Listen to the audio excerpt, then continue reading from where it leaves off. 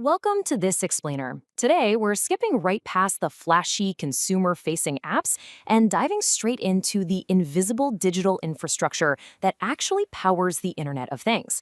So let's just dive right in and unpack this highly complex web of communication protocols. We're talking about the actual engineering backbone, the stuff that allows literally billions of localized nodes to speak seamlessly with the global Internet. We're going to break this down macro to micro today. First, we'll define the sheer scale of the Internet of Things. Second, we'll look at the power of sensor nodes. Third, we'll unpack the network stack. And finally, we'll tackle the physical data connection. All right, part one, defining the Internet of Things. Have you ever actually considered the incredible engineering challenge behind something as simple as a smart thermostat? Right? It's not just about remote control.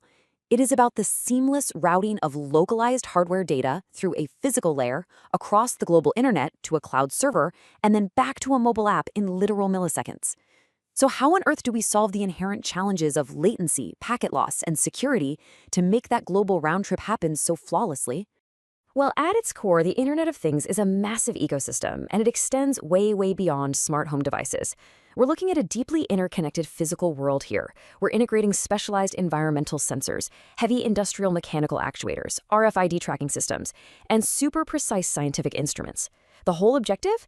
To translate physical state changes into standardized digital packets so we can continuously monitor, measure, and manipulate remote environments with absolute precision. Now, the absolutely crucial point here is scale. To make this massive network of devices work, it fundamentally relies on IPv6 rather than the older IPv4 standard. Why? To ensure every single endpoint gets its own unique address. You see, the legacy IPv4 infrastructure only provided about 4.3 billion unique addresses. And honestly, with the massive explosion of IoT endpoints, where every single factory sensor and logistics tracker needs an IP, we simply ran out of space. The migration to IPv6 gives us a practically infinite address pool. That means, theoretically, every single IoT node on Earth can possess its own unique, globally accessible identity. Crazy, right? Okay, moving on to part two, the power of sensor nodes. Here's the wild paradox of IoT.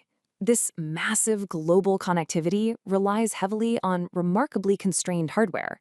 These are called sensor nodes, or often referred to as moats.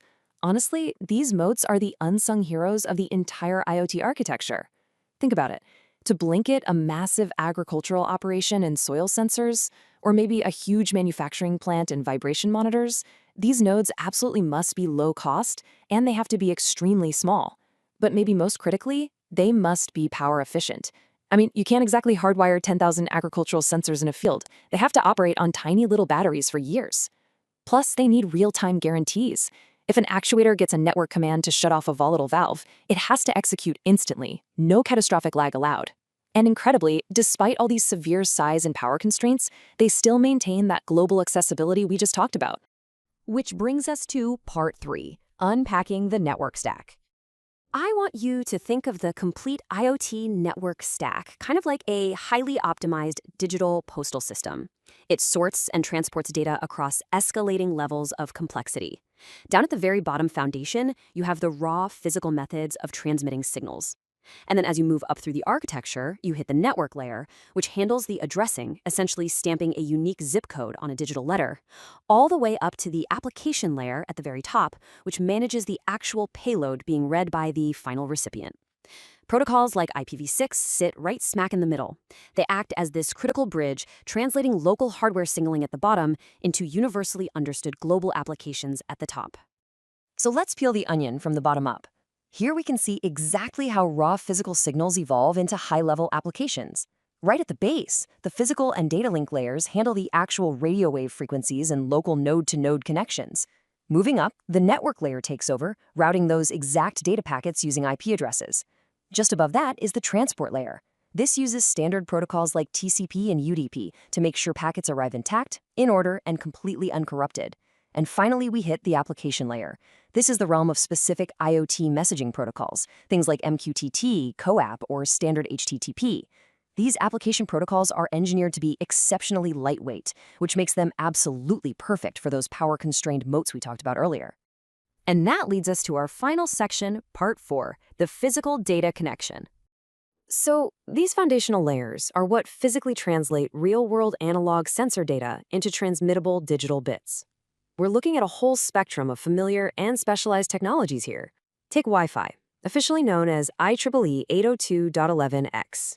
It gives you massive bandwidth, but it drains a considerable amount of power.